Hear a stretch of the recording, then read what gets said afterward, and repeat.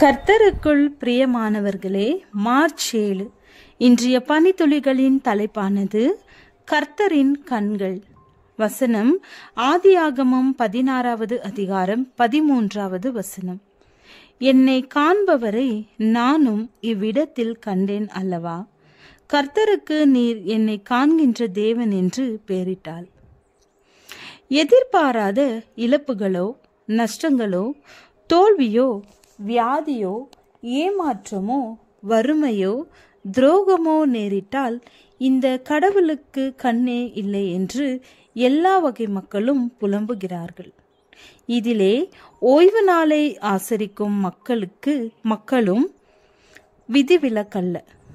நம்மை சுற்றி வாழ்பவர்கள் அதிகமாக விக்கிரகங்களை வணங்குபவர்கள்தான்.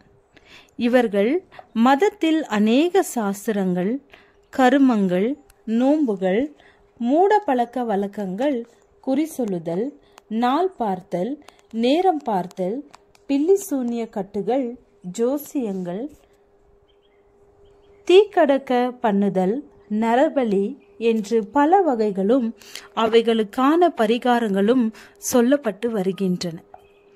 அஞ்ஞான பழக்க வழக்கங்கள் இன்று நம் சபையிலும் பரவி வருகிறது.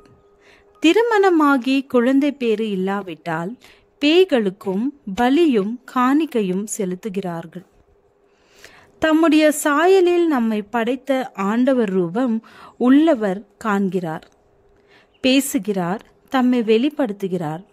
வேதத்தை நேசித்து வாசித்தால் கர்த்தருடைய கண்கள் பூமி எங்கும் சுற்றி வருகிறது என்று உணர்வோம். வனாந்தரத்திலே சூருக்கு போகிற வழியில் ஆண்டவர் ஆகாரை காண்கிறாள். தன்னை கண்டவரை அவளும் காண்கிறாள். எல்ரோயி என்று ஆண்டவருக்கு பெயர் வைத்த முதல் பெண் இவளே.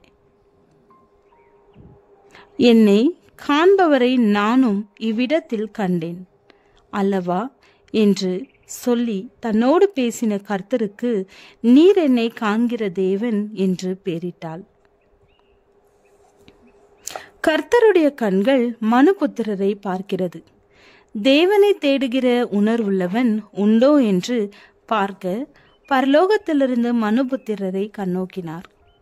நாம் தாயின் கர்ப்பத்தில் கருவாய் இருக்கும் போதே கர்த்தருடைய கண்கள் நம்மை கண்டது. நமக்கு இந்த உலகத்தில் பல வகை போராட்டங்கள், பிரச்சனைகள், சோதனைகள், இன்னல்கள், துயரங்கள் வரும்போது பரிகாரத்தை தேடாமல் பரிகாரியாகிய கர்த்தரை தேட வேண்டும். ஆகாரை கண்ட தேவன் நம்மையும் காண்கிறார் என்கின்ற உணர்வு வேண்டும். நமக்கு உதவி பரிகாரத்தில் அல்ல, வானத்தையும் பூமியையும் படைத்து நம்மை தாயின் கருவில் உருவாக்கின தேவனிடத்தில் இருந்து வருகிறது. வேதம் சொல்லுகிறது, ஆசா அரசாண்ட 39ஆம் வருஷத்திலே தன் கால்களில் வியாதி கண்டு அவன் நோவு மிகவும் உக்கிரமாயிருந்தது. அவன் தன் வியாதியிலும் கர்த்தரை அல்ல பரிகாரிகளையே தேடினான். நம்மை காண்கிற இந்த நல்ல உயிருள்ள ஆண்டவரை மனதார நேசிப்போம். அவரை முழு உள்ளத்தோடு தேடி கண்டடைவோம். ஜெபம். அஞ்ஞான மார்க்கத்தினரை போல அலக்களிக்கப்படாமல் மெய் மார்க்கம் தந்த உம்மை போற்றி துதிக்க கிருபை வேண்டும். ஆமென்.